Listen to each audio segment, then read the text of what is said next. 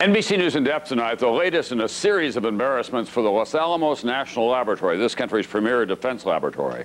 Tonight, a report from the Energy Department Inspector General, which shows the people who were brought in to help clean up the years of mismanagement and scandal were then victimized themselves.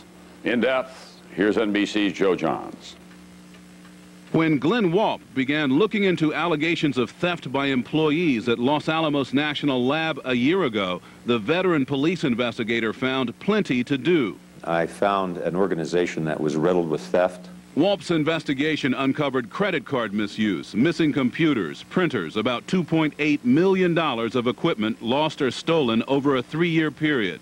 His inquiry eventually pitted him against Los Alamos management. I found an administration that took a nonchalant attitude regarding these thefts. Walp says his supervisors at first were pleased, even declared in a performance review Mr. Walp hit the ground running and has not faltered.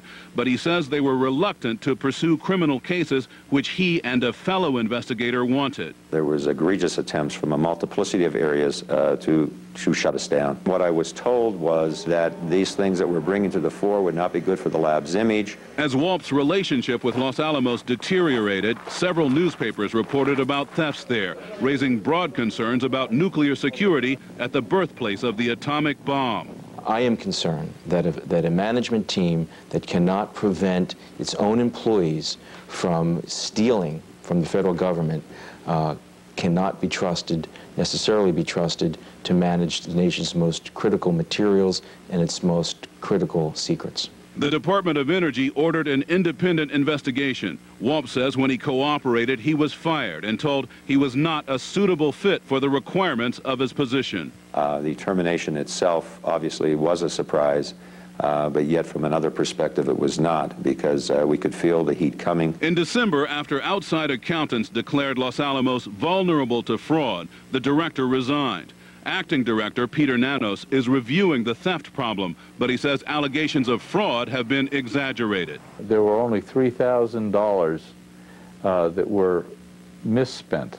Walp hired a lawyer and has been helping the FBI and congressional investigators since his firing in November. 2 weeks ago, the University of California, which manages the lab, rehired him as a consultant to help with the ongoing investigations.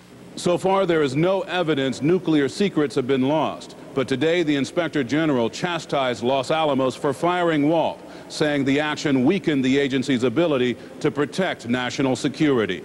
Joe Johns, NBC News, the Capitol.